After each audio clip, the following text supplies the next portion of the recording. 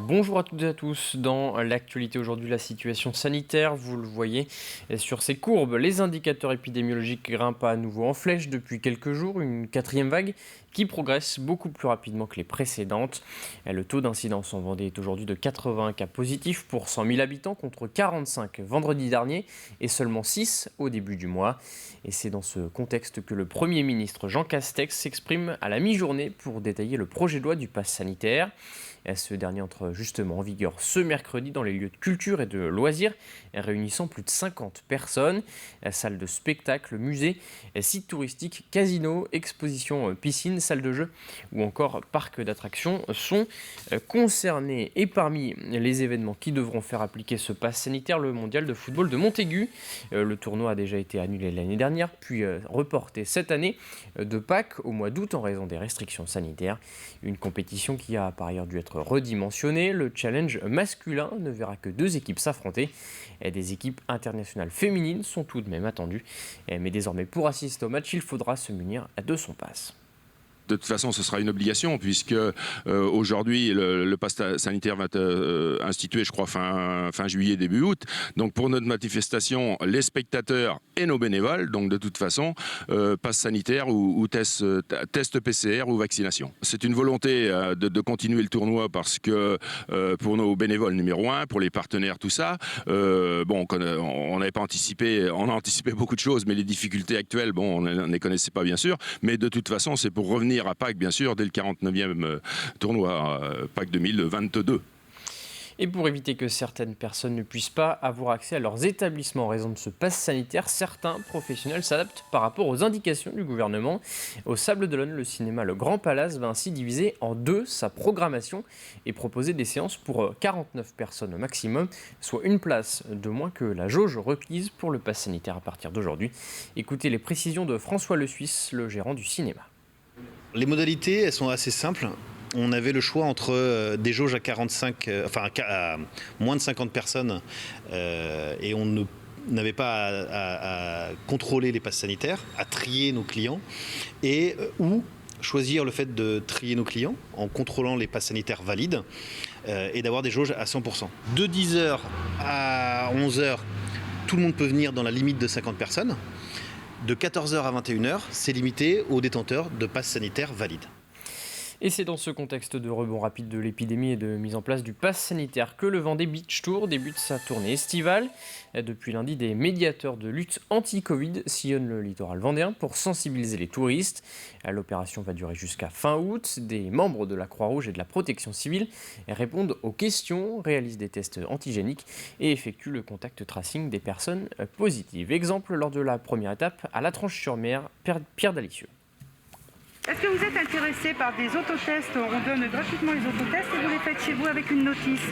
Masques chirurgicaux, gel hydroalcoolique et surtout autotests. Voici ce que vont distribuer ces salariés de la protection civile pendant plusieurs heures, ici dans les rues passantes de La Tranche-sur-Mer. Une campagne de prévention plutôt bien accueillie par les vacanciers. Vu la conjoncture actuelle, donc il faut être prudent. C'est bien, merci. C'est bien, ça encourage les gens justement à se tester et puis à tenir compte du virus, parce qu'ici je pense qu'il y a beaucoup d'inconscience. Pour mes enfants, parce qu'ils veulent pas ils veulent pas faire le vaccin, donc vaut mieux qu'ils en aient sur eux au cas où. C'est prudent parce qu'ils vont venir en vacances ici, donc je préfère être tranquille. Une campagne qui rassure aussi les commerçants, eux qui sont les premiers en contact avec les touristes. Ces genres de choses, c'est vrai que ça peut nous aider nous aussi, c'est peut-être un peu plus rassurant aussi au quotidien d'avoir un peu plus de tests. Sachant que tout le monde arrive d'un peu partout.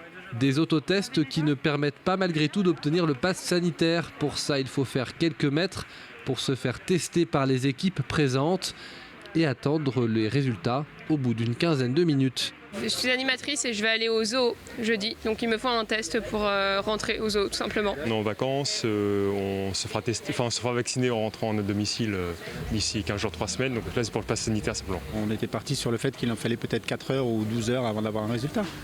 Donc en 15 minutes on peut profiter de nos vacances alors que 4 heures, 12 heures ça nous pénalisait dans notre organisation. Une campagne de prévention qui intervient dans un contexte peu favorable. L'épidémie repart un peu partout. L'objectif, aller au contact des vacanciers. Quand même nécessaire de rester prudent puisque le virus circule toujours. Actuellement en Vendée, on constate une augmentation du taux d'incidence et du taux de positivité sur le littoral notamment. L'essentiel, c'est d'être au plus proche de la population pour qu'ils aient vraiment les informations actualisées puisqu'elles changent quand même régulièrement et de rappeler les différents gestes pour se protéger et protéger les autres. Le Vendée Beach Tour, c'est le nom de cette opération, sera présent sur 12 communes du littoral vendéen jusqu'au 27 août. On termine ce journal avec une rencontre, celle de Donatien Remaud. À 23 ans, après des études de communication visuelle, il a lancé sa marque de vêtements de seconde main 100% vendéenne, l'atelier Zari.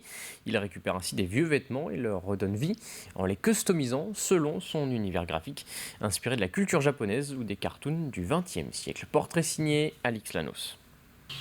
C'est dans ce petit atelier à quelques mètres de chez ses parents que les illustrations de Donatien prennent vie. Il les imagine, les crée et depuis peu les floque sur des vêtements de seconde main. Ouais, je crée le visuel et après je me dis tiens, ce visuel-là il pourrait matcher avec cette veste-là ou ce t-shirt-là. C'est vraiment essayer de créer des pièces uniques et de revaloriser des vêtements qui sont destinés à être fond de placard ou jetés, pas recyclés.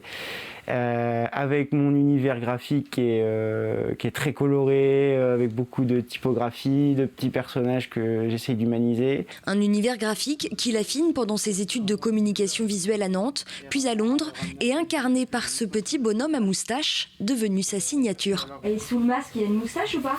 Il y a une moustache. Oui, il fallait bien avoir la moustache pour concorder avec le personnage. Des cartoons du XXe siècle aux détails inspirés de la culture japonaise, Donatien trouve son style et donne naissance à l'atelier Zari, une marque de vêtements 100% vendéenne. Des cintres aux palettes en passant par les portiques, tout est en effet récupéré localement dans des entreprises de menuiserie ou de métallurgie. Voilà, c'est vraiment dans cet esprit-là que je veux travailler, que j'aime travailler en fait. De valoriser le travail des autres, des uns des autres, au service d'un truc qui émerge à la fin. Et je pense que c'est que le début, mais on va essayer de développer ça pour avoir une belle promesse à la fin et être mieux armé et encore plus valoriser le territoire sur lequel je me trouve. Pour l'instant, les pièces uniques de Donatien ont trouvé leur place au Petit Bonheur La Chance, une friperie de Saint-Gilles-Croix-de-Vie. Mais à 23 ans, le jeune créateur ne compte pas s'arrêter là et espère maintenant développer ses ventes et son activité. C'est la fin de cette édition. Je vous souhaite une très bonne journée sur TV Vendée.